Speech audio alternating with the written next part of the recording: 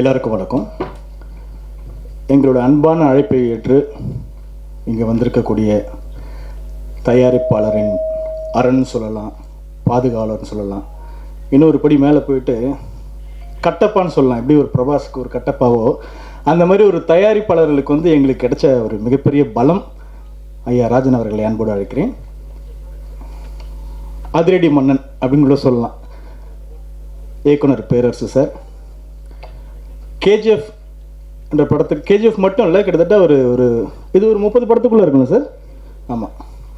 கேஜிஎஃபோட music director Ravi Pasur first time ஒரு தமிழ் படம் பண்ணியிருக்காங்க. பிரகபால் இந்த படத்தோட இயக்குனர். இந்த படம் எப்படின்னா பார்த்துருப்பீங்க, கிட்டத்தட்ட 4 வருஷம் ஏகப்பட்ட கேமரா உடஞ்சிருக்கு, ஏகப்பட்ட பேர் ரிஸ்க் இருக்குது, பயங்கர ரிஸ்க் எடுத்து இவங்க கவிதா மேடம் சொன்ன மாதிரி கர்ணன் தப்பினால் மரணன்ற மாதிரி இந்த படத்தை எடுத்திருக்காரு. அவரை குறிப்பாக சொல்லலாம், அது சிங்கிள் மன் ஆர்மின்னு சொல்லலாம். ஒரே ஆள் தான். இந்த பாகுபலி படத்தில் இப்படி பிரபாஸ் எப்படி அந்த சிவலிங்கத்தை ஒரு ஷோல்டரில் அவர் மட்டும் சுமக்கிற மாதிரி, என்ன அவருக்கு பேர் பிரபாஸ், இவருக்கு பேர் பிரகபால். ஸோ இந்த படத்தை ஒரே ஆள் எல்லா கிராஃப்டையும் எல்லாரையும் சிரிச்சு முகத்தோட எவ்வளோ டென்ஷன் இருக்கும், பயங்கர டென்ஷன் இருக்கும். எனக்கெல்லாம் கூட சில சமயம் அவர் மேலே கோவப்பட்டிருக்கேன். ஆனால் அவர் இது நாள் வரைக்கும் ஒரு நாள் கூட கோவப்பட்டதில்லை. சிரிச்ச முகத்தோட யார்கிட்ட எப்படி பேசணும், இந்த சின்ன வயசில் அவ்வளோ பெரிய பக்குவம். ஃபஸ்ட்டு படம் நம்பவே முடியாது. ஃபஸ்ட்டு படத்தில் இவ்வளோ பெரிய கிளாரிட்டி. எப்படி நான் 25 வருஷமாக சினிமாவில் இருக்கேன், இன்னும் கூட சில இடத்துல தடுமாறுவேன். பட் இவர் எப்போ சினிமாவுக்கு வந்தார், எத்தனை வருஷம் சார் ஆகுது நீங்கள் வந்து? ஃபஸ்ட் மூவியில் இவ்வளோ பெரிய ஒரு தெளிவு. ஃபஸ்ட் டைம் நான் மீட் பண்ணுறப்போ, இந்த படத்தை பற்றி டிஸ்கஸ் பண்ணுறப்போ எனக்கு இந்த வாய்ப்பை எனக்கு வாங்கி கொடுத்தது வந்து மிஸ்டர் கார்த்தி சார் அவர்கள். ஆனால் ரொம்ப தெளிவான ஒரு பர்சன் இவர் பிரகபால் சார். எப்படின்னா ஒரு படத்தோட பில்லர் எப்படி ஸ்ட்ராங்குன்ற மாதிரி, ஒரு பில்டிங் எப்படி ஸ்ட்ராங்குன்ற மாதிரி இந்த படத்துக்கு ஒவ்வொரு பில்லரும் அவ்வளோ அழகாக செலக்ட் பண்ணியிருக்காரு. ஃபஸ்ட்டு வந்துட்டு Ravi Basrur KGF music director. Technicians வந்து ரொம்ப ஸ்ட்ராங்காக பண்ணிட்டார். Second Lokesh editor. Third dialogue நான் பண்ணியிருக்கேன். அது மாதிரி ஒவ்வொரு கிராஃப்ட்லேயும் யார் இன்றைக்கி ட்ரெண்டிங்கில் இருக்கா, யார் கரெக்டாக செய்வோம் அப்படின்றத தேர்ந்தெடுத்து கரெக்டாக இந்த படத்துக்கு வந்து அவ்வளோ பெரிய அழகாக செட் பண்ணியிருக்காரு. கொஞ்சம் நெஞ்சம் உழைப்பு இல்லை, 4 வருஷம் அவ்வளோ கஷ்டப்பட்டு ட்ரெயின் பண்ணி. உண்மையிலே அதாவது ஆன் ரோடு ரேஸ்னால் எடுத்துடலாம், ரோடு எந்த ரிஸ்க்கும் கிடையாது, கவுந்தா போனால் அது மாதிரி ஒரு விஷயம் நடக்கும். பட் இது பள்ளம், மேடு, ஆறு, சகதி, மலை உச்சியில் போயிட்டு அவ்வளோ ரிஸ்க் ஷாட்டில் நான் படம் ஃபுல்லாக பார்த்துருக்கேன். 5 லாங்குவேஜ் ஒர்க் பண்ணியிருக்கேன். அவ்வளோ கஷ்டப்பட்டு எடுத்திருக்கார். இந்த படம் வந்து இவரை வேற ஒரு இடத்துக்கு கொண்டு போகணும், ஏன்னா அந்த அளவுக்கு ஒர்க் பண்ணியிருக்காங்க. Second Ravi Pasur sir. இந்த டீசர் ட்ரெய்லர் பார்க்கும்போதே தெரிஞ்சிருக்கும் அவ்வளோ மெனக்கடல். எப்படி ஒரு கேஜிஎஃப் படத்தை அவர் அந்தளவுக்கு அவரோட பிஜிஎம் பேசப்பட்டுச்சோ, அவரோட சாங்ஸ் பேசப்பட்டுச்சோ, லிரிக் ரைட்டர் கூட அதே உழைப்பை இந்த படத்துக்கும் அவர் போட்டிருக்காரு. அதில் நான் ஒரு பார்ட்டாக இருக்கிறதுக்கு ரொம்ப சந்தோஷப்படுறேன். 3வது உங்கள் கார்த்தி. எனக்கு கேரக்டர் பேர் தான் தெரியும், அவங்க ஒரிஜினல் பேர்லாம் தெரியாது. கார்த்தி 2 பேர் மெயின் லீடாக பண்ணியிருக்காங்க. ஸோ அவ்வளோ ஹார்ட் ஒர்க். எப்படி ஒரு அவங்களும் ஃபஸ்ட்டு படமா சார்? அவங்களுக்கும் ஃபஸ்ட்டு படம். ஆமாம். எப்படி அவங்களால இவ்வளோ மெனக்கிட்டாங்க? ரிஸ்க்கு ஷாட், எல்லாமே ரிஸ்க்கு. ஃபைட் ஆகட்டும், அந்த ஜீப் ரேஸு, அந்த தண்ணியில் போகிறது, ஒவ்வொன்றும் சொல்லிகிட்டே போகலாம் அந்த படத்தை பற்றி. அவ்வளோ கஷ்டப்பட்டு எடுத்திருக்காங்க. ஸோ ஃபஸ்ட் டைம் வந்து இங்கிலீஷ் வந்து இது வந்து லாஸ் ஏஞ்சலில் டப் பண்ணது. ஒரிஜினல் ஏஷியன் ஆக்சென்ட் இருக்கணுங்கிறதுக்காக அங்கே டப் பண்ணி இங்கே கொண்டு வந்து கரெக்ஷன் பண்ணி ஒன்று பண்ணி. இது எப்படின்னா மெனக்கடல் தான். ஒரு விஷயத்த சாதாரணமாக செஞ்சிடலாம். இப்போ என்கிட்ட கூட ஒரு படம் பண்ணுறேன், நான் ரைட்டிங் டைலாக் பண்ணுறேன்னா ஓரளவுக்கு போவேன், அதுக்கப்புறம் போதுன்னு நிப்பாட்டிடுவேன். அதுக்காக சொல்ல. பட் இந்த மனுஷன் இல்லை, எனக்கு இன்னும் வேணும். என் ஃபஸ்ட்டு படம் அதை அவர் ப்ரூவ் பண்ணுன்றதுக்காக ரொம்ப மெனக்கெட்டு இந்த அளவுக்கு கொண்டு வந்திருக்கார். கிட்டத்தட்ட 4 வருஷம் கடுமையான உழைப்பு. இந்த படத்தோட வெற்றின்னு பார்த்தா மொத்தமாக ஒரே ஆளை போய் சேரும், அது வந்து பிரகபால் சார் தான்.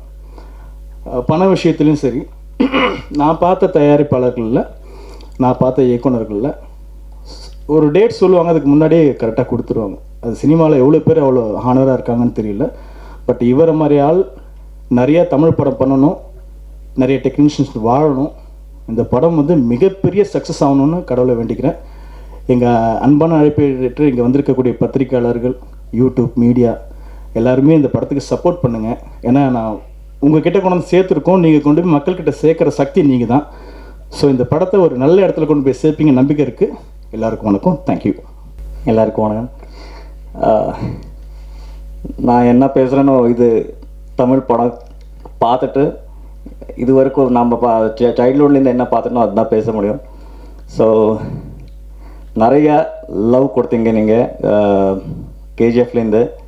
ஸோ ஆஸ் எ டெக்னீஷியன் நம்ம எப்போவுமே ஒரு நல்ல படம் வரணும், ஒரு நல்ல விசாரம், அதுக்கு கூட நல்ல டிசைன் உங்களுக்கு ஆடியன்ஸுக்கு வர வைக்கணும், அப்படி தான் நம்ம எப்போவுமே யோசிக்கும். ஸோ இந்த படம் வந்து எனக்கு எக்ஸாக்ட்லி ஆஸ் எ டெக்னீஷியன் நான் ரொம்ப லவ் பண்ணி பண்ண படம் இது. ஸோ அவ்வளோ எஃபர்ட் நம்ம போட்டிருக்கோம். ஸோ ஐ ஹோப் டீசர் ட்ரைலரில் நீங்கள் அது ஒரு கிளிம்ஸ் நீங்கள் பார்த்தீங்க. ஸோ படம் ஃபுல்லாக அப்படி தான் இருக்குது. உங்களுக்கு என்ன சொல்கிறது, ஸோ எல்லா படக்கும் நீங்கள் கொண்ட ஜஸ்டிஃபிகேஷன் இந்த படக்கும் கூட இருக்கட்டும். அது இந்த படம் கொஞ்சம் பேசணும். ஏன்னா ஆஸ் எ டெக்னீஷியன் மூணு ஸ்டேட்டு பர்ஃபெக்டாக ஸ்டேட் ஜாயின் ஆகிருக்கு. சான் லொக்கேஷன் சார், ரிதேஷ் கேமராமேனு, என் ஒர்க்கு, 3 டெக்னீஷியன்ஸ் உள்ளே இருந்து என்ன பசி என்ன இருக்கோ அதெல்லாம் வெளியே நம்ம பண்ணியிருக்கோம் இந்த படத்தில். ஸோ உங்களை பிளெஸ்ஸிங் இருக்கட்டும் அப்படின்னு நான் சொல்கிறேன். Thank you very much for the opportunity. பிரக்பால் சார் பற்றி நான் கொஞ்சம் பேசணும். ஏன்னா ஒரு படம் பண்ணுவோன்னா அவ்வளோ ஈஸி இல்லை. நம்ம காசு கொடுத்தா கூட இம்மிடியேட்டாக பண்ணி வைக்கலாம் அப்படியான எல்லார் மைண்ட்லேயும் இருக்கும். ஆனால் எவ்ரி டிபார்ட்மெண்ட்டில் வந்து அவர்கிட்ட ஒன்று அக்செப்டன்சி இருக்கும்.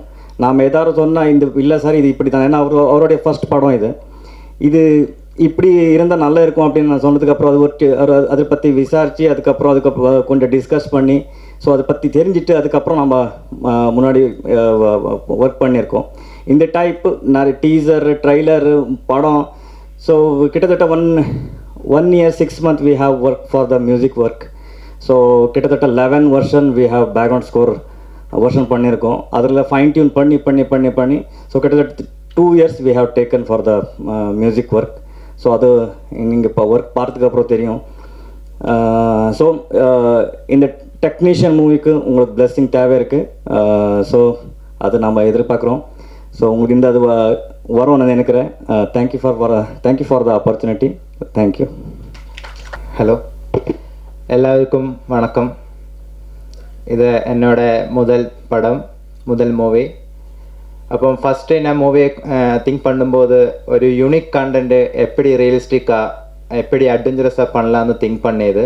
அங்கேருந்து என்னோட ஜேர்னி ஸ்டார்ட் பண்ணியிருக்கு. இப்போது இங்கே this is my 6th year. அந்த ஜேர்னி ஸ்டார்ட் பண்ணிவிட்டு என்னோட 6th year இருக்குது. அது ஃபைனல் ப்ராடக்ட் இப்போ எங்களுக்கு இந்த பிக் ஸ்க்ரீனில் நான் ரெடி பண்ணி வச்சுருக்கு, நம்மளோட டீம் ரெடி பண்ணி வச்சுருக்கு. அப்போ அந்த ஜேர்னி பெரிய ஜேர்னி தான் ஆக்சுவலி. அந்த ப்ரீ ப்ரொடக்ஷன் ஸ்டேஜ் அரௌண்ட் மோர் தென் 1 year அந்த லொக்கேஷன்ஸ் ஃபைன் பண்ணதுக்கே ஸ்பெண்ட் பண்ணியது. என்னென்னா ரியல் லொக்கேஷன்ஸ் கிடைக்கணும், அந்த அட்வென்ச்சரஸ் லொக்கேஷன்ஸ் கிடைக்கணும், அதுதான் என்னோட மெயின் அந்த டைமில் இருந்தது. அதுக்கப்புறம் லொக்கேஷன் ஃபைனலைஸ் பண்ணதுக்கப்புறம் என்னோட டெக்னீஷியன்ஸு என்னென்னா நான் நியூ டைரக்டர், அதில் பெரிய பெஸ்ட்டு டெக்னீஷியன்ஸ் கிடைச்சா மட்டும்தான் இந்த மூவி என்னோட மைண்டில் எப்படி இருக்கோ அந்த லெவலில் எனக்கு ஒர்க் பண்ண முடியும்னு எனக்கு தெரியும், கண்டிப்பாக தெரியும். அப்போ நான் அந்த டெக்னீஷியன்ஸ்னே சர்ச் பண்ணி ஃபைனலைஸ் பண்ணதுக்கும் கொஞ்சம் டைம் எடுத்திருக்கு. அதுக்கப்புறம் ஆர்டிஸ்ட் என்னென்னா மோர் தேன் 2 year ட்ரைனிங் போட்டிருக்கு.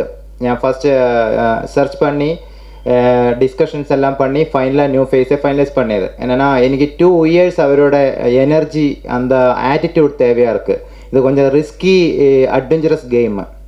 அப்போ அதை ரியலாக பண்ணும்போது அந்த மாதிரி பண்ண வைக்கிறீங்க. அந்த ஆர்டிஸ்டோட இன்புட், அது ஆர்டிஸ்டோட அவுட்புட் ரொம்ப தேவையாக இருக்கும். அப்போ அந்த மாதிரி 2 years அவருக்கு ட்ரைனிங் போட்டு என்னென்னா ரியல் நேஷ்னல் லெவல் மட்ரேஸ் காம்படிஷனில் இருக்குது. அவருக்கு லெவலில் ரேஸ் பண்ணி வேணுங்க அந்த ட்ரைனிங் தேவையாக இருக்குது. அந்த ட்ரைனிங் போட்டு தான் அவரே செட் பண்ணியது, எல்லா கேரக்டர்ஸையும் ரெடி பண்ணி வச்சது. அவரும் ரொம்ப சப்போர்ட் பண்ணியிருக்கு.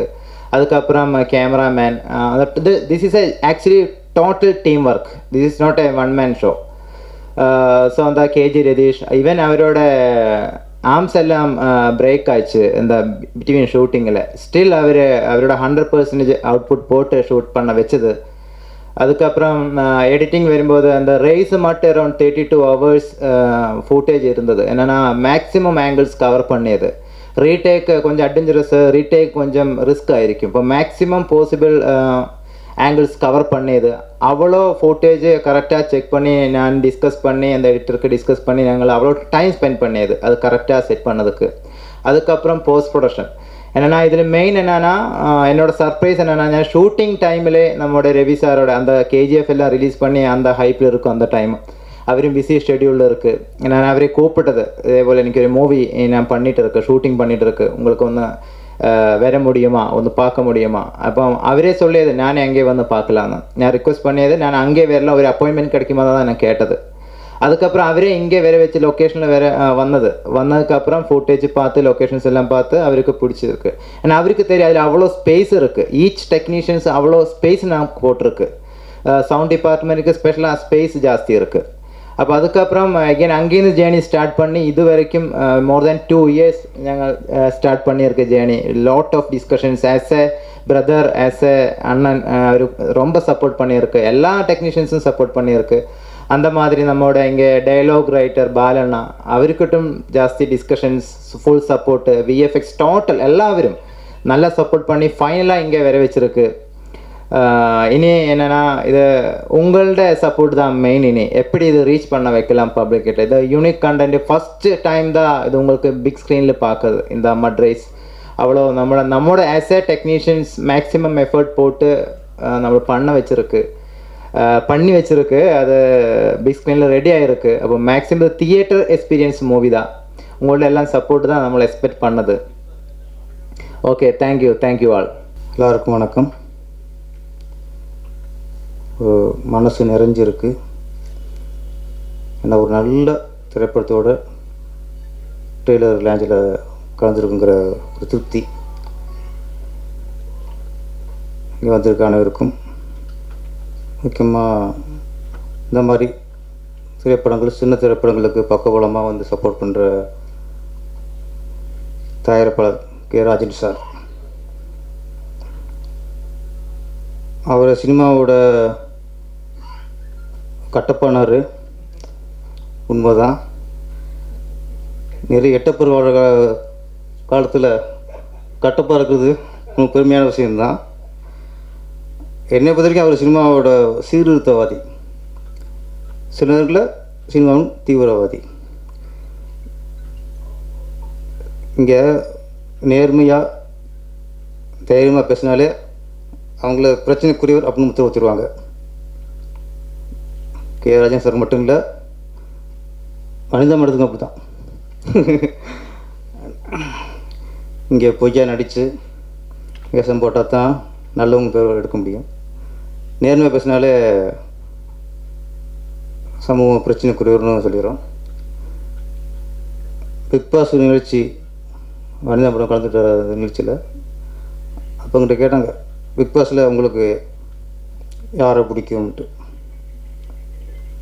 நான் தைரியமாக சொன்னேன், மனிதன் பிடிக்கும். ஏன்னா அவங்க தான் இங்கே நடிக்கலை, அவங்க தான் உண்மையாக இருக்காங்க. எங்கே கோவப்படணுமோ அங்கே கோவப்படுறாங்க. அமைதியாக இருக்குன்னு நடிக்கலாம்ல. அப்போது அவங்கள மனித மாதிரி தான் பிடிக்கும் சொன்னேன்.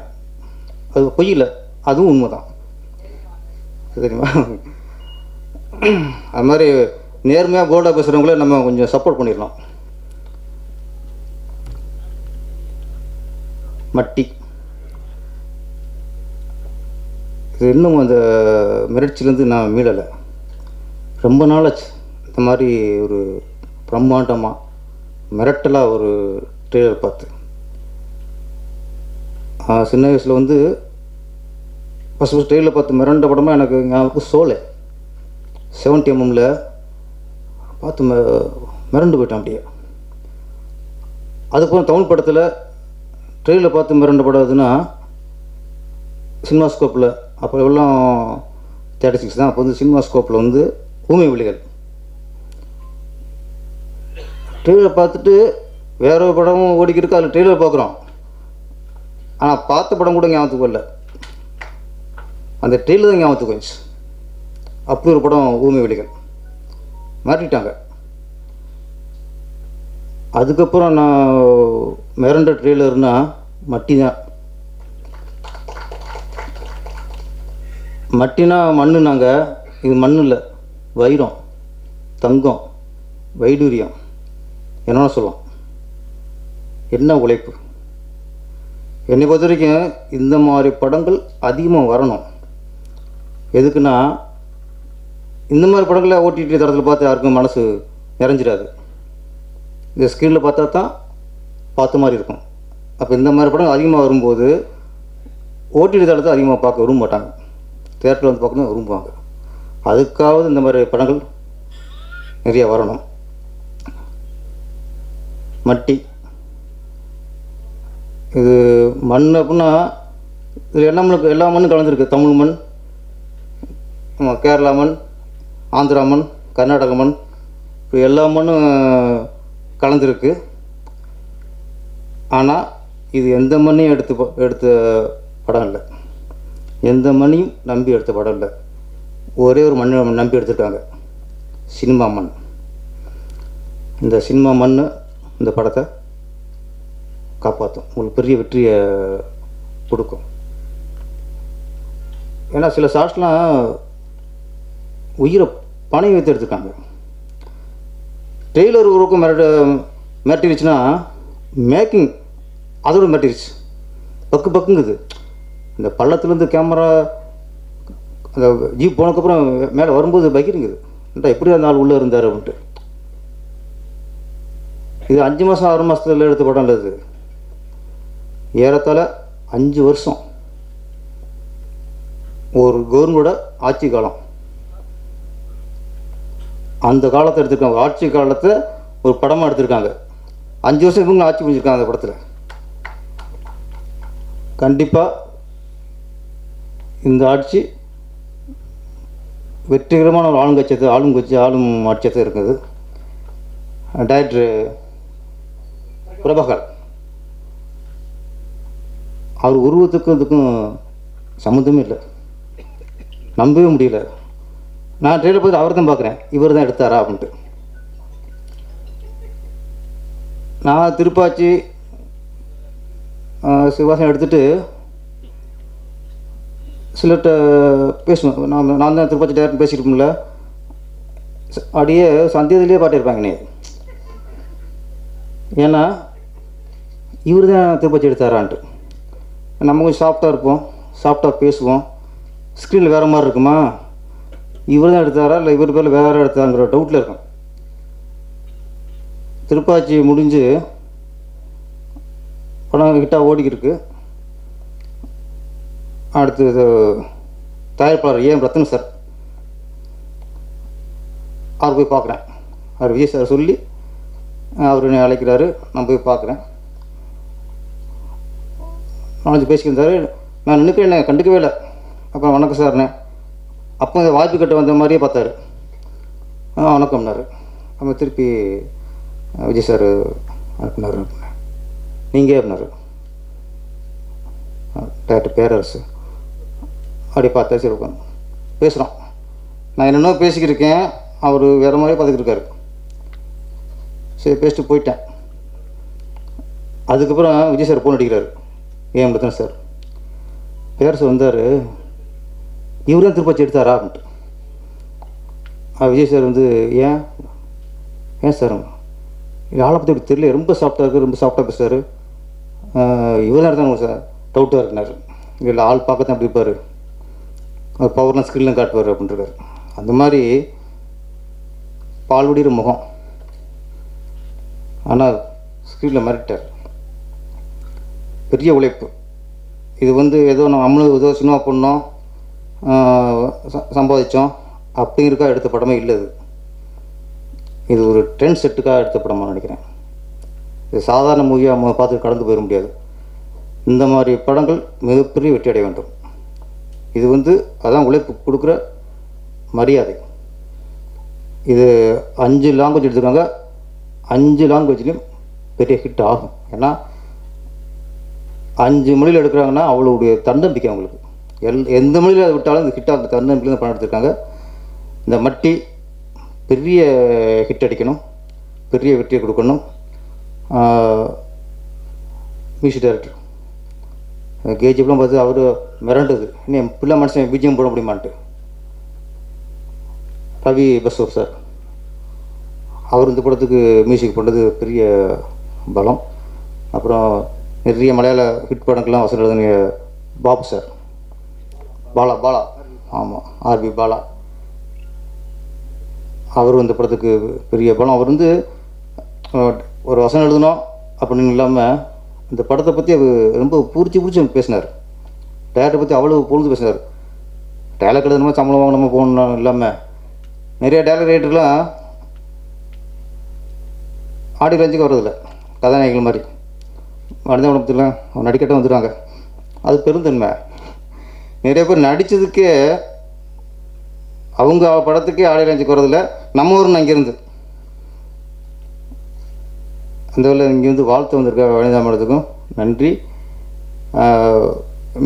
கேமராமேன் அவர் உழைப்பு அவர் எவ்வளோ பாராட்டினாலும் உங்களுக்கு பாராட்ட முடியும், அந்தளவுக்கு உழைச்சிருக்காரு. இந்த படம் மிகப்பெரிய வெற்றியடைய வேண்டும். இந்த குழுவினருக்கு என்னுடைய வாழ்த்தை பாராட்டையும் தெரிவித்துக் கொள்கிறேன். நன்றி, வணக்கம். எல்லாருக்கும் வணக்கம். மேடையில் உட்காந்துருக்கிற ஆல் த சீனியர் கலைஞர்கள் இருக்காங்க.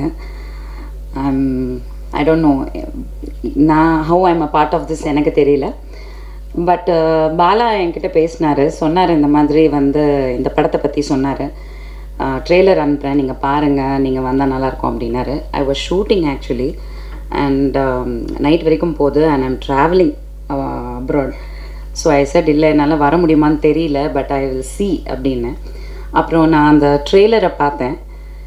சீரியஸ்லி ஐ வாஸ் அவங்க பேரரசர் சொன்ன மாதிரி இட் வாஸ் லைக் பிரமிச்சு போயிட்டேன். இட் வாஸ் லைக் யார் இது என்ன அப்படின்றது தான் ஃபஸ்ட்டு தோணுச்சு. பிகாஸ் ஃபஸ்ட் பாலா சொன்னப்போ ரொம்ப சொல்லலை, he just said ட்ரெய்லரை பாருங்கள், எனக்கு கரெக்டாக சொன்னார்.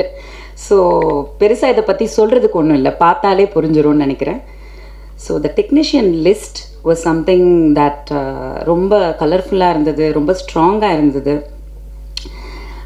Music director, I'm a big fan of yours by the way sir. And ஒரு படத்துக்கு வந்து technicians are the most important. But அவங்க தான் லெஸ் ரெக்கக்னைஸ்ட். ரொம்ப ரொம்ப அண்டர் ரெக்கக்னைஸ்டாக இருக்கிறது டெக்னீஷியன்ஸ் தான். ரொம்ப ரேராக ஒரு சில டெக்னீஷியன்ஸ்க்கு மட்டும் பேர் கிடைக்கிதே தவிர நிறைய டெக்னீஷியன்ஸ்க்கு வந்து அந்த ரெக்கக்னிஷன், அந்த பிரபலம் கிடைக்கிறது இல்லை, பாப்புலாரிட்டி கிடைக்கிறது இல்லை. ஸோ இந்த விதத்தில் இந்த படம் பார்க்கும்போது எல்லாமே நியூவாக தெரிஞ்சுது. But so much of hard work, so much of dedication, அவ்வளோ டைம் எடுத்து, அவ்வளோ வந்து ரிஸ்க் எடுத்து ஒரு எனக்கு ரொம்ப பெருமையாக இருந்த ஒரு விஷயம் என்னென்னா, நான் பாலாட்ட தான் சொன்னேன், ஒரு ஹிந்தி படம் நம்ம வந்து லகான், ஒரு டங்கல், இந்த மாதிரி படங்கள் ஒரு பெரிய ப்ரொடக்ஷனில் பார்த்துருக்கோம்.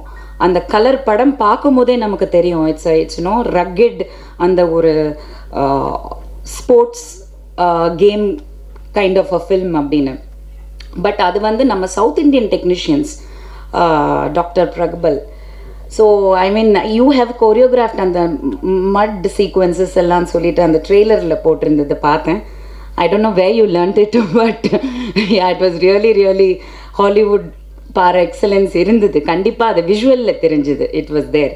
Of course credits to the editor of course and the cameraman. எல்லாருமே வந்து ரத்தீஷ் இருக்கட்டும், சான் லோகேஷ், பிக் டெக்னீஷியன்ஸ், மோர் தென் பிக் டேலண்டட். அவங்க தான் பிக் ஆக முடியும். ஸோ மீடியா வந்து நீங்கள் எப்போவுமே வந்து நல்ல விஷயத்துக்கு சப்போர்ட் பண்ணுவீங்க, அந்த நம்பிக்கை எங்கள் எல்லாருக்குமே இருக்குது. இல்லைன்னா வந்து ராஜன் சார் மாதிரி ப்ரொடியூசர்லாம் வரவே மாட்டார். பட் இந்த மாதிரி படங்கள் வந்து ஜெயிக்கணும், வெளியில் வரணும். சொன்ன மாதிரி ஓடிடியை தாண்டி தியேட்டருக்கு திரும்பி மக்கள் வரணும். இந்த கொரோனா எல்லாம் முடிஞ்சு எவ்ரிபடி ஹெல்த்தியாக போய் திரும்பி பார்க்கணும். பட் அதுக்கு வந்து மீடியா நீங்கள் கண்டிப்பாக சப்போர்ட் பண்ணணும். ஏன்னா south Indian technicians, south Indian fraternity சேர்ந்து ஒரு ஹாலிவுட் ரேஞ்சில் பாலிவுட்டுக்கு கம்பீட் பண்ணுற மாதிரி, போட்டியிடுற மாதிரி ஒரு படம் எடுத்திருக்காங்க இன் 6 லாங்குவேஜஸ். ரொம்ப ரொம்ப பெரிய விஷயம். ஒரு லாங்குவேஜில் இன்றைக்கி ஒரு படம் முடிக்கிறது நடக்காத விஷயம். அதில் இத்தனை லாங்குவேஜில் சேர்ந்து பண்ணியிருக்காங்க. ஸோ கண்டிப்பாக நம்ம எல்லாருமே சப்போர்ட் பண்ணணும். கண்டிப்பாக இதை வந்து உங்களோட கையில் தான் இருக்குது.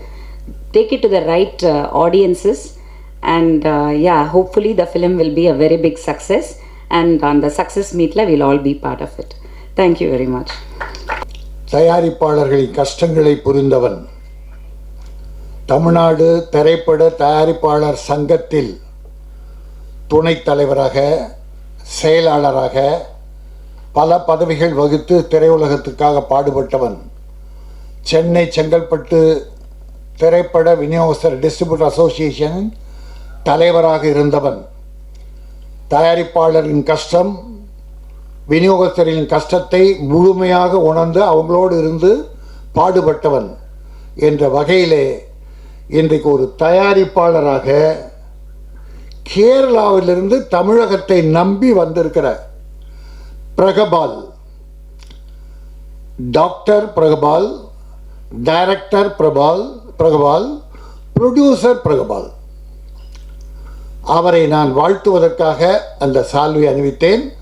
அவர் எடுத்திருக்கிற இந்த படத்தின் டீசர் என் சகோதரன் பேரரசை எப்படி அசத்தி விட்டதோ அதை போலே என்னை மிரட்டி விட்டது, என்னை கலக்கி விட்டது, என்னை அலற வைத்து விட்டது, மிரள வைத்து விட்டது, எதோ ஒன்றா சொல்லலாம். அந்த ஒரு 10 நிமிஷம் நானாக இல்லை. முந்தா நாள் கூட ஒரு படம் கிராண்ட்மா, அந்த படம் மலையாள சகோதரர்கள், நம்முடைய சகோதரர்கள் எடுத்து தமிழில் இன்னும் 3 மொழிகளில் டிரான்ஸ்லேட் டப் பண்ணுற போகிறாங்க. நல்லா இருந்தது, நல்லா small budget picture, small budget picture நல்லா இருந்தது. ஆனால் இது ஸ்மால் பட்ஜெட் அல்ல, big big big big big budget. அவர் சொல்கிறத கேட்டால் ரொம்ப ஆச்சரியம். இது ஒரு ஆங்கில படம் எடுத்திருக்காரு, ஒன்றும் நீங்கள் தமிழாக மலையாளமாக படம் எடுக்கல. உங்கள் ரேஞ்ச் உலக அளவில் பரவ போகிறது, உங்களுடைய புகழ் உலக அளவில் பரவப்போகிறது, அதில் எந்த குறையுமே இல்லை. அதில் உங்கள் மியூசிக் டைரக்டர் இருக்காரு, கேஜிஎஃப்பை பார்த்தே மிரண்டுட்டோம் நம்ம. கேஜிஎஃப்பை விட ஒரு 5 மடங்கு கூடுதலாக அதை பண்ணியிருக்காரு. அதுவும் உலக லெவலில் பேசப்பட்ட ஒரு மியூசிக் கேஜிஎஃப்பில். இதுவும் பேசப்படும், பல விருதுகள் உலக அளவில் வாங்க போகிறார்கள். என்னுடைய சகோதரன் பாலா ஒரு நன்றி உணர்வோடு நம்மை நாடி வந்த ஒருவரை நாம் உடனிருந்து துணை நிருந்து வழிகாட்ட வேண்டும் என்று உனக்கு சின்சியராக ஒர்க் பண்ணியிருக்காரு. 5 மொழியில் அவர் டிரான்ஸ்லேட் பண்ணி டப் பண்ண உதவி பண்ணியிருக்கார். தமிழன் என்றும் நன்றி உள்ளவன், யாரையும் ஏமாற்ற மாட்டான். நீங்கள் செலக்ட் பண்ணியிருக்கீங்களே பேஸ், அந்த பலம் உங்களுக்கு பெரும் பலமாக, அதை விட உங்கள் மனம் உங்கள் பலம். அவர் சொன்னார் 2 வருஷம் ஆர்டிஸ்டுக்கெல்லாம் ட்ரைனிங் கொடுத்துருக்காரு. அப்புறம் 1 வருஷம் லொக்கேஷன் செலக்ட் பண்ணியிருக்காரு. ஒவ்வொன்று 13 கேமரா 14 கேமரா பயன்படுத்தியிருக்கார். இது ஒரு ஆங்கில படத்தில் தான் நடக்குமே, தமிழ் படத்தில் இதுவரைக்கும் நடந்த வரலாறு கிடையாது. அதில் எத்தனை கேமரா உடைச்சிங்களோ, ஏதோ ஒரு 5-6 கேமரா உடைச்சோன்னு சொன்னார். கேமராவே 5-6 உடஞ்சா ஜீப் எத்தனை உடஞ்சிருக்கும்? எத்தனை பேருடைய மண்டை உடைச்சிங்க? இல்லை, மிக மகிழ்ச்சியாக இருக்குது. நான் இப்போ முந்தா நாள் இதில் போன 2 வாரத்தில் நம்ம தமிழக முதல்வர் மாண்புமிகு மு.க. ஸ்டாலின் அவர்கள் உலகில் உள்ள தொழிலதிபர்கள் தான் தமிழ்நாட்டுக்கு கூப்பிட்றார். தமிழ்நாடு அமைதி பூங்காக இருக்கிறது, இங்கே வந்து தொழில் தொடங்குங்கள், உங்களுக்கு வேண்டிய வசதிகள்லாம் செய்து தருகிறோம் என்று சொல்லி ஏறக்குறைய ஒரு சென்னையில் மட்டும் ஒரு 58,000, எனக்கு கணக்கு சரியாக தெரியல, என் தம்பி ராம்ஜி எழுதி கொடுத்தா, அந்த ஸ்லிப்பு மறந்து போச்சு. கோவை எல்லா ஸ்டேட்லேயும் சேர்த்து நியர்லி ஒரு 1,00,000 கோடி இருக்கும்னு நினைக்கிறேங்க. அது ஒரு வார்த்தை எண்ணிக்கை தவறாக கூட இருக்கலாம். ஆனால் அவருடைய முயற்சி, பெருமுயற்சி, ஏறக்குறைய 1,00,000 தொழிலாளர்களுக்கு வேலை கிடைக்குது, கூடுதலாகவே கிடைக்கலாம். அப்படி உலக தொழிலாளர்கள்லாம் நம்முடைய முதல்வர் தமிழகத்துக்கு ஈர்த்து தமிழகத்தை தொழில் துறையில் பெரிய அளவில் கொண்டு வர்றதுக்கு பெரிய முயற்சி எடுத்துக்கிட்டு இருக்கார். அதே போல் சினிமா துறையில் அவர் சினிமாவில் வளர்ந்த குடும்பம். டாக்டர் கலைஞர் கருணாநிதி அவர்கள் வசனம் எழுதி பல கதை வசனங்கள் புரட்சிகரமாக தமிழகத்தில் உருவாக்கி பராசக்தி, மலைக்கள்ளன் போன்ற புகழ்பெற்ற படங்களை உருவாக்கியவர் இவருடைய தந்தை டாக்டர் கலைஞர் அவர்கள். இவரும் நடித்தவர். அவர் பிள்ளையும் இன்னைக்கு ஒரு ஹீரோ. அதனால சினிமாவை நேசிக்கிற குடும்பம். இப்போ என்னன்னா, அவருக்கு அடுத்தது கொரோனா வந்துருச்சு. பதவியே இருக்கிற போதே கொரோனா கொடுமை தமிழ்நாட்டை பயமுறுத்திருச்சு. அதை விட்டு கொஞ்சம் அதை குறைச்சார். 38,000 ஒரு நாளைக்கு கொரோனா இங்கே பாதிப்பு. ஆனால் இப்போ 700 தான். பாடுபட்டார். இப்போ அதுக்கடுத்து அப்படியே வந்தார். நலத்திட்டங்கள் வழங்கி வெள்ளம் வந்துடுச்சு. வெள்ளம் வந்த உடனே இப்போ அதை பூந்து நடந்து ஆற்றிலும் சேற்றிலும் காலை வைத்து தினமும் ஒரு 10 நாளாக தண்ணியில் தான் இருக்கார். அப்படிப்பட்ட முதல்வர் இன்னும் ஒரு 3 மாதத்தில் சினிமாவுடைய நலனுக்காக ஒரு மீட்டிங் போட்டு பண்ண போகிறார். இப்போ நீங்கள் கேரளாவிலேருந்து வந்த செய்தி அவருக்கு இப்போ போயிடும். நம்ம சகோதரர்கள் தான், மீடியாக்களும் பத்திரிகை இருக்க நல்ல முறையாக இந்த படத்துக்கு பெருசாக பண்ணுவாங்க. ஏன்னா எங்கள் பத்திரிகையாளர்கள்லாம் அற்புதமானவர்கள். 1-2 வம்பு பிடிச்சவன் தான் இருக்கிறான். அறையில் ரகசியத்தெல்லாம் அவன் பார்த்தா எப்படி பார்த்தான்னு தெரியல எனக்கு. ஏதோ அறையில் நடந்ததெல்லாம் அவன் ஹாலுக்குள்ளே சொல்கிற மாதிரி அப்படி சில தவறுகள்லாம் எங்கள் ஆளுக்குள்ளே இருக்குது. அது விட்டுருங்க, அது வேண்டாம். அது மட்டும் இல்லை, கேரளாவுக்கும் தமிழகத்துக்கும் உள்ள ஒரே ஒரு செய்தி சொல்லிட்டு சொல்கிறேன். பரமிக்குளம் ஆழியாறு, அந்த ஆற்றிலே மழை பெய்து வெள்ளம் ஓடிக்கொண்டிருக்கிறது. பெருந்தலைவர் காமராஜ் அப்பொழுது முதலமைச்சர். அவர் அதிகாரிகிட்ட என்ன சொல்றாரு, கேரள முதல் மந்திரி அப்ப நம்பூதிரிப்பார் அங்க லெட்டர் அனுப்பி அதை அவர் அணை கட்டி அந்த நீரை தேக்குவதற்கு ஏற்பாடு செய்யுங்கன்னு அதிகாரிகிட்ட சொல்லிட்டாரு. ஆனால் 9 மாசமா அந்த வேலை நடக்கல. பிறகு ஒரு நாள் வேலூர் அந்த அதிகாரிகள் போறாரு. அங்கே ஏதோ நலத்திட்டம் ஆரம்பிக்க காமராஜ். அப்போ என்ன ஆச்சு அந்த பரம்புல ஆழியாருன்னா, இல்லை நாங்கள் லெட்ரு போட்டோம். எப்போ போட்டீங்க? 7 மாதத்துக்கு முன்னால் போட்டோம். ஒரு லெட்டர் 7 மாதமாக போயிட்டு வந்துட்டு இருக்குது. அந்த கூப்பிடு, அந்த நம்பூதிரிப்பாட்டை கூப்பிடானே. ஏன்னா அவரும் நம்பூதிரிப்பாட்டும் சுதந்திர போராட்டத்தில் ஜெயிலில் இருந்தவங்க ஒன்றா. சுதந்திர போராட்ட ஜெயிலில் இருந்த தலைவர்கள், மாபெரும் தலைவர்கள். அப்படி காமராஜ் என்ன பண்ணிட்டாரு, நேரடியாக நம்பூதிரிப்பாட் முதலமைச்சர் ஆகிட்டு நேரடியாக போயிட்டார். திடீர்னு அவருக்கு ஆச்சரியம், என்ன இப்படி வந்துட்டு, என்னன்னு இதுக்காக நம்ம சொன்னதுக்கு போராடினா ஒரு தண்ணி அணை கட்டலான்னா பெர்மிஷன் கொடுக்க மாட்டேன்றியாம. ஐயோ, என் பார்வைக்கே வரல நம்பூதிரிப்பாட். உடனே அது ஆர்டர் போட்டு பரம்பிக்குளம் ஆழியார் காமராஜரும் நம்பூதிரிப்பாட்டும் பேசி அப்படி ஒரு சகோதர நாடு நம்மளுடைய கேரள நாடு. இப்போ நம்முடைய தமிழக முதல்வர் அங்கே பெருவெள்ளம், தமிழகத்தை விட கூடுதலான வெள்ளம் ஆந்திரா நம்ம கேரளாவில். நம்முடைய முதல்வர் மு.க. ஸ்டாலின் அவர்கள் 1 கோடி ரூபாய் உடனே நிதி அனுப்பி வைத்தார். அது மட்டும் இல்லை, மற்றவங்க எப்படி அந்த முல்லை பெரியாறு அதை பற்றி பேசலாம். ஆனால் நம்முடைய முதல்வர் அந்த 6 மாவட்ட கலெக்டருக்கெல்லாம் ஒரு லெட்டர் அனுப்பினார். அது எல்லா சகோதரும் தெரியும். அந்த முல்லை பெரியாறு அணை பார்டர் எல்லையில் வாழுகிற மலையாள மக்களுக்கு, கேரள மக்களுக்கு எந்த பாதிப்பும் வராமல் கலெக்டர்களே, ஆட்சியாளர்களே நீங்கள் பார்க்கணும், உடனே பார்க்கணும். அதுன்னு எல்லாருக்கும் இன்ஸ்ட்ரக்ஷன் கொடுத்தார் நம்ம முதல்வர். அது மட்டும் இல்லை, அது ஒரு புரளியாக எழுப்பிட்டு இருந்தப்போ உடஞ்சிரும் கெடுதுன்னும் போது பிரணாய் பெரிய மனிதர், மிகப்பெரிய மனிதர், அவர் ஒரு தியாகி. அவர் என்ன பண்ணாரு, புறவெளிகளை நம்பாதீர்கள், முல்லை பெரியாறு உடஞ்சிரும் அப்படின்னு வந்துகிட்டு இருக்கு செய்தி. அப்போ புரளிகளை நம்பாதீர்கள் ஒரே வார்த்தையில் காமராஜர் மாதிரி சொன்னார். அதனால் நம்ம கேரளாவும் தமிழ்நாடும் சகோதரர்களாக நெருங்கி இருக்கும். உங்களுக்கு ஒன்றுனா நாங்கள் வருவோம், எங்களுக்கு ஒன்றா நீங்கள் வருவீங்க. அதனால் இப்போ சினிமாவுக்கு நீங்கள் வந்திருக்கீங்க, இது ஒரு நல்ல முயற்சிகள் நடைபெறும். நீங்கள் வித்தியாசமாக பண்ணியிருக்கீங்க, ரொம்ப வித்தியாசம். இந்த சின்ன வயசில் முதல் முயற்சி, மாபெரும் பிரம்மாண்டமான முயற்சி. நான் இன்னொரு வேண்டுகோளை உங்களுக்கு வைக்கிறேன். தயாரிப்பாளர், டைரக்டர், அடுத்த படம் நீங்கள் ஹீரோவாக நடிக்கணும். இதை ஏதோ ஒரு ஷாட் பார்த்தேன் நான். இல்லை ஏதோ அடுத்து கண்ணாடி உடைச்சிங்களா, அந்த மாதிரி ஏதோ தப்பு பண்ணுற மண்டையை உடைச்சிடுவோம். தப்பு பண்ணுறோம், சினிமாவை கெடுக்கிறோம். ஆகவே என் அருமை சகோதரர்களை நான் மிக மகிழ்ந்திருக்கிறேன். 3 நாளைக்கு முன்னால் கிராண்ட்மா மலையாளத்தில் ரொம்ப சிக்கனமாக அற்புதமாக தயாரிக்கப்பட்ட ஒரு படம். அதை நாம் நம்ம எல்லாரும் பாராட்டி பேசணும். எங்களுக்கு மகிழ்ச்சி. இங்கே சகோதரர்கள் எடுக்கிறார்கள், நல்லா நிறைய டைரக்டர்ஸ் வர்றாங்க, இங்கே புதிய இளைஞர்கள் நிறைய பேர் வர்றாங்க. அவங்களுக்கெல்லாம் வாய்ப்பு கொடுக்கணும்னா இப்போ படம் எடுக்கிற ப்ரொடியூசர் ஃபெயிலியர் ஆகி லாஸ் ஆகி வீட்டுக்கு போகக்கூடாது.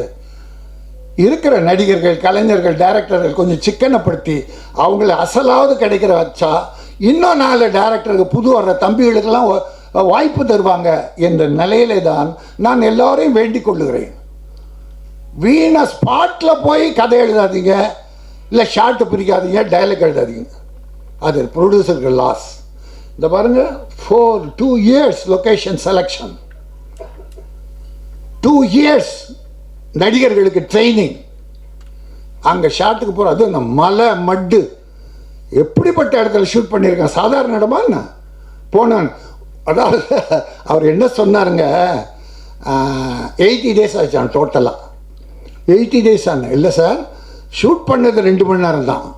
ஏன்னா மலை மேலே போனோம்ல, போகிறதுக்கு 6 மணி நேரம் ஆச்சு, எடுக்கிறது 2 மணி நேரம் எடுத்தோம். இங்கே இருக்கிற நேரத்தில் போகிறது நல்லா உள்ள ரோட்லேயே போகிறதுக்கு 6 மணி நேரம், அவங்க வந்து பேசுகிறதுக்கு 6 மணி நேரம், கேரவான் ஒரு 2 மணி நேரம், ஷூட்டிங் ஒரு 3 மணி நேரம். அது ஒரு ரெஸ்ட்டு. நான் எல்லாரையும் சொல்ல, ஏன்னா மிகச்சிறந்த அற்புதமான டைரக்டருங்க இருக்காங்க, தயாரிப்பாளர் நல்லா இருக்குன்ற நோக்கத்தோடு எடுக்கிறவங்க இருக்காங்க. அதனால் அது வரைக்கும் நான் பாராட்டுறேன், மற்றவங்கள பற்றி டச் பண்ண நம்ம விரும்பலை. அதனால் எல்லாம் நல்லவையாக நடக்கட்டும். படம் தயாரிப்பாளர்கள் நல்லா இருக்கணும், அவங்க தான் இன்னும் படங்கள் உருவாகிட்டே இருக்கும். என் சகோதரன் பிரகபால் வந்தார், இந்த படம் பெரிய சக்ஸஸ் ஆச்சுன்னா அடுத்து தமிழ் படம் எடுக்க போகிறார், 4 மொழியில் எடுக்க போகிறார். அப்போது ஒரு 1000-10,000 பேருக்கு வேலை கிடைக்க போகுது. என் தொழிலாளிக்கு டெக்னீஷியனுக்கு வேலை கிடைக்க போகிறது. அதனால தான் வேண்டி கேட்டுக்கொள்கிறேன், தயாரிப்பாளரை காப்பாற்றுங்கள். லாபம் வேணாம், போட்ட அசல் வர்ற அளவுக்கு நீங்கள் உதவி பண்ணுங்க. நடிகர்லேருந்து டெக்னீஷியன்லேருந்து எல்லாருமே, டைரக்டர் முக்கியமாக டைரக்டர், ஏன்னா டைரக்டர் தான் கேப்டன் ஆஃப் தி ஷிப். அவர் தான் காப்பாற்றணும், எல்லாரையும் கண்ட்ரோல் பண்ணுற அவங்க தான் கிங். அதில் எந்த மாறுபாடும் கிடையாது. இந்த என் சகோதரன் திருப்பாச்சி, சிவகாசி, விஜய் வச்சு எடுத்த படம் சக்ஸஸ்ஃபுல் பிக்சர், பெரிய சக்ஸஸ்ஃபுல். என்னுடைய சகோதரர் சௌத்ரி, ஆர்பி சௌத்ரி எடுத்த படம். ஆகவே இந்த படம் மிகப்பெரிய வெற்றி பெறும். பிரபால் உலக அளவில் இங்கிலீஷ் படம் தான் அது. நாங்கள் யாரும் தமிழோ மலையாளமோ பார்க்கலைங்க. இங்கிலீஷ் படத்தை பார்த்தா அதுக்கு உதவிய மியூசிக் டைரக்டர், எடிட்டர் எல்லாருமே உங்களுக்கு ஒத்துழைச்சிருக்காங்க. நீங்கள் அந்த அளவுக்கு அவங்களோட வேலையை வாங்கியிருக்கீங்க என்பதை சொல்லி ஒரே ஒன்று நான் அது உங்களை கேள்வியாக கேட்குறேன். அது எனக்கு தெரியல, நான் தப்பு பண்ணுறேன்னா என்னன்னு தெரியல. இந்த ஓடிடியை பற்றி பேசுகிறீங்க. ஓடிடியில் நீங்கள் படம் கொடுத்துட்டீங்கன்னா தொழிலாளிக்கு வேலை கிடைக்குது, படம் தயாரிக்கிற வரைக்கும் தொழிலாளி வேலை கிடைக்குது, சம்பளம் கிடைக்குது, மகிழ்ச்சி. ஆனால் அந்த படம் தியேட்டருக்கு கொடுக்காம நீங்கள் ஓடிடியில் ஸ்ட்ரைட்டாக போனால் என்னுடைய டிஸ்ட்ரிபியூட்டர் குடும்பங்கள் என்ன ஆகும்? என்னுடைய மீடியேட்டர் இந்த படத்தை ஓடிடியில் மிகப்பெரிய விலைக்கு கேட்டும் பிரகபால் கொடுக்கல. ஏன்னா படத்து மேலே உள்ள நம்பிக்கையில் ஓடிடிக்கு தரமாட்டேன், இந்த படம் தேட்டரில் தான் வரணும்னு சொல்லி அதை அவர் சொல்ல மறந்துட்டார். கடைசியாக சொல்லணும்னு நான் கேட்டுக்கிட்டேன், ஆனால் அண்ணா அதுக்கு முன்னாடி சொல்லிட்டாங்க ஓடிடி கேட்டும் கொடுக்க மாட்டேன் அப்படின்னு சொல்லிட்டேன். ஏன்னா படத்து மேலே உள்ள நம்பிக்கை தேட்டரில் தான் வரணும், தேட்டரில் தான் பார்க்கணும், தேட்டர் எக்ஸ்பீரியன்ஸ் இந்த படம். Thank you. Very good, very good, மிக்க மகிழ்ச்சி. இதுக்கு இன்னொரு பாராட்டுக்கள். என்ன லாபம்னு சொல்ல வர்றேன். ஓடிடியில் கொடுக்கறதால யாருக்கெல்லாம் நஷ்டம்னா மீடியேட்டர். ஏன்னா இதை நம்பியே டிஸ்ட்ரிபியூட்டர் இருக்கான், அவன் குடும்பம் இருக்குது, குழந்தைங்க படிக்கணும். இப்போ அதுக்கு வியாபாரத்துக்கு வழி இல்லை அவனுக்கு, டிஸ்ட்ரிபியூட்டருக்கு. மீடியேட்டர்ஸ் இருக்காங்க, இந்த ப்ரொடியூசர்லேருந்து டிஸ்ட்ரிபியூட்டருக்கு விலை பேசி கொடுக்குறவங்க, அவங்களுக்கு கமிஷன் போகல. அதுக்கு அடுத்தது தியேட்டரில் நம்பி கட்டி வச்சுருக்கான் நம்ம பிரதர்ஸ், தியேட்டர் கட்டி வச்சுருக்கான். சில தவறுகள் தியேட்டரில் நடக்குது, அது வேறு விஷயம், அதை எங்கே கண்டிக்கணுமோ அதை கண்டிப்பேன். ஆன்லைனில் டிக்கெட் புக்கிங்கில் தியேட்டருக்காரனுக்கு 15%, அந்த ஆன்லைன்காரனுக்கு 15%. இந்த படம் கோடி கோடியாக செலவு பண்ணி எடுத்தார். இந்த படம் பார்க்க தானே வராங்க தியேட்டருக்கு, பட் அவருக்கு ஒன்றும் கிடையாது. அப்புறம் அடுத்து விளம்பரம் ஒன்று தேட்டரில் வரும். இப்போ நான் ஒரு சின்ன படம் தயாரிக்கிறேன், ஆடியன்ஸ் வந்துடுவானா? இந்த படத்துக்கு ஆயிரமாக வருவார்கள். அப்போ எல்லாத்தையும் நீ தேட்டருக்காரன் அது குறை நாங்கள் பேசிக்குவோம். ஆச்சா, ஆனால் அதில் ஒவ்வொரு தேட்டரும் தமிழ்நாட்டில் 950 தேட்டர், இப்போ 2400 தேட்டர் போய் கல்யாணம் குடோன் ஆகி இப்போ 950 தான் இருக்குது. அந்த 950 ஒரு தேட்டருக்கு 50 பேர் கேன்டீன்லேருந்து எல்லாரையும் சேர்த்துங்க. அப்போ ஒரு 50,000 குடும்பத்துடைய நிலை என்ன? நீ ஓடிடியில் படம் கொடுத்தா நீ சம்பாதிச்சிக்கலாம், பட் அவன் நிலை என்ன? அதுக்கு இன்னொரு முக்கியமான விஷயம், தேட்டரில் ரிலீஸ் ஆச்சுன்னா தமிழ்நாடு கவர்மெண்ட்டுக்கு டேக்ஸ், ஜிஎஸ்டி, இன்னொரு டேக்ஸே எடுக்க சொல்கிறோம் நம்ம, எஸ்ஜிஎஸ்சி, லோக்கல் டேக்ஸ். அது தயவுசெய்து எடுங்க, பொருள் கஷ்டப்படுறாங்க, கவர்மெண்ட்டை நம்ம வேண்டுறோம், அது வேறு. ஆனால் அந்த டேக்ஸ் கிடைக்காம இது எங்கேயோ பம்பாயிலையோ அமேசானோ ஏதோ வச்சுங்க, பம்பாயிலையோ ராஜஸ்தானில் இருக்குதான். இப்போ அந்த படம் ரிலீஸ் ஆனால் அந்த டேக்ஸ் அங்கே தானே போகும். என் தமிழ்நாட்டுக்கு என்ன பிரயோஜனம்? அதனால் நேரடியாக ஓடிடி கொடுக்குறவங்க தியேட்டரில் 2 வாரம் இல்லை 4 வாரம். நான் ஒன்று சொல்கிறேங்க உங்களுக்கு, இப்போ வந்த டாக்டர் படம் நல்லா போச்சு, சிவகார்த்திகேயன் நல்லா போச்சு, இப்போ மாநாடு நல்லா போச்சு, இப்போ இதை ஓடிடி கொடுக்க போகிறான், 2 மடங்கு லாபம் கிடைக்கிது. ஞாபகம் வச்சுங்க, தியேட்டர்லேயே நல்ல கலெக்ஷன், இப்போ ஓடிடியில் நல்ல விலைக்கு விற்கிது. இந்த படம் தியேட்டரில் பெரிய கலெக்ஷன் வரும், ஓடிடியில் நல்லா வரும். ஆக தியேட்டரில் 3 வாரமோ 4 வாரமோ உங்களுக்கு விரும்புகிற அளவுக்கு கொடுத்தா தியேட்டருக்காரன் பிழைப்பான், மீடியேட்டர் பிழைப்பான், டிஸ்ட்ரிபியூட்டர் பிழைப்பாங்க, அரசாங்கத்துக்கு வரி வரும், அடுத்து உங்களுக்கு நமக்கு 2 மடங்கு லாபம் வரும் என்கிற வேண்டுகோளை வைக்கிறேன். இதனுடைய முடிவு என்னன்னு எனக்கு தெரியல. இது நியாயமாக இருந்தால் எடுத்துங்க, இல்லைன்னா தப்புன்னா நான் மன்னிப்பு கேட்டுக்கிறேன். நன்றி, வணக்கம். எல்லாருக்கும் வணக்கம். என்னோட சினிமா அனுபவம்னு சொல்கிறது ஒரு 33 வருஷம். 18 வயசில் சினிமாவுக்கு வந்துட்டேன்.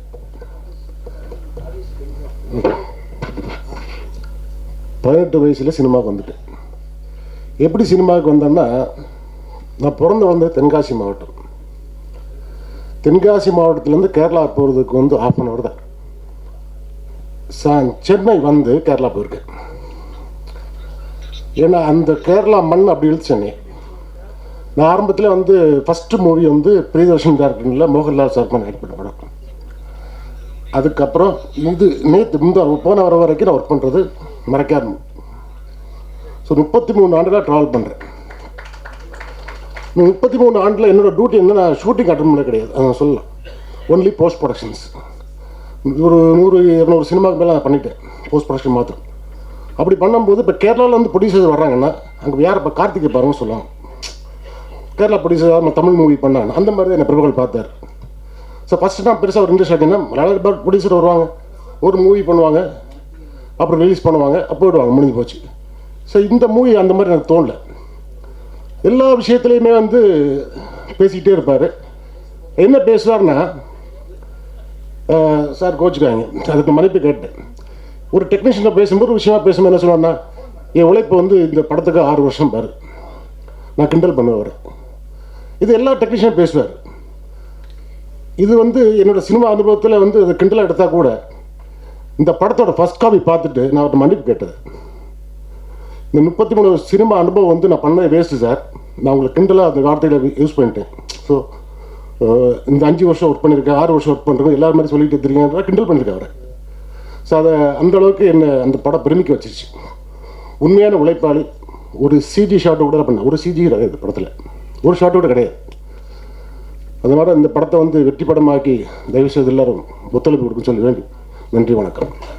ഒരു യുണീക്ക് കണ്ടന്റ് ഫസ്റ്റ് എന്നോட മൂவி ഒരു யூனிக் அண்ட் அட்வென்ச்சரஸ் ஆயிருக்கணும்னு ட்ரீம் இருந்தது. அதுக்கப்புறம் எனக்கும் இந்த ரேஸ் வெஹிக்கிள்ஸோட க்ரைஸ் இருக்குது ஆக்சுவலி. அப்போ அதுதான் ஃபைனலி இந்த மட் ரேஸில் ரீச் பண்ண வச்சது. ஆக்சுவலி இது இந்தியாவிலே ஃபஸ்ட்டு டைம் இந்த ஆஃப் ரோட் மட் ரேஸ் பிக் ஸ்க்ரீனில் வருது. அது without any barrier, without any language difference, நம்மளோட எல்லா பேன் இந்தியா ஆடியன்ஸும் அது பார்க்கணும். அதுதான் என்னோட ட்ரீம். அதுதான் அவ்வளோ ஒர்க் பண்ணி எல்லா லாங்குவேஜ்லேயும் வச்சது.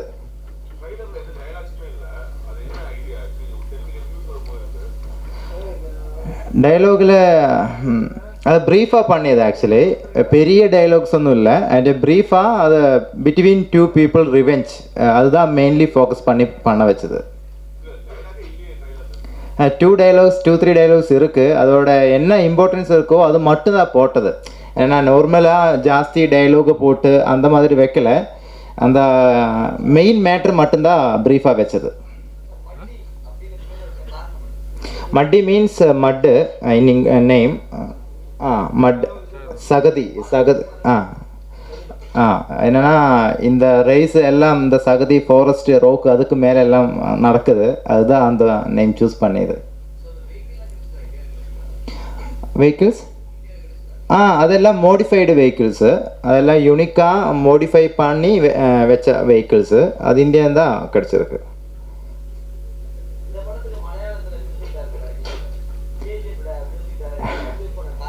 நான் ஃபஸ்ட்டே சொல்லியிருக்கேன், அந்த லாங்குவேஜ் டிஃப்ரென்ஸு நான் பார்க்கல. என்னென்னா நம்மளோட எடிட்டர் சான் லோகேஷ் ஃப்ரம் தமிழ்நாடு, நான் எல்லா மூவியும் கரெக்டாக பார்த்துட்டு இருக்கு. ஃபஸ்ட்டு என்ன தமிழ் மூவி வந்தாலும் நான் அதை ஃபஸ்ட்டு பார்க்கும், எனக்கு அவ்வளோ இது இருக்குது. அப்போ லாங்குவேஜ் டிஃப்ரென்ஸ் நான் பார்க்கல. என்ன டெக்னீஷியன்ஸ் பெஸ்ட்டாக அவுட்புட் போட முடியும், பேஷனாக ஒர்க் பண்ண முடியும், அது மட்டும்தான் நான் செக் பண்ணி ஃபைனலாக அவரை ஃபைனலைஸ் பண்ணியது.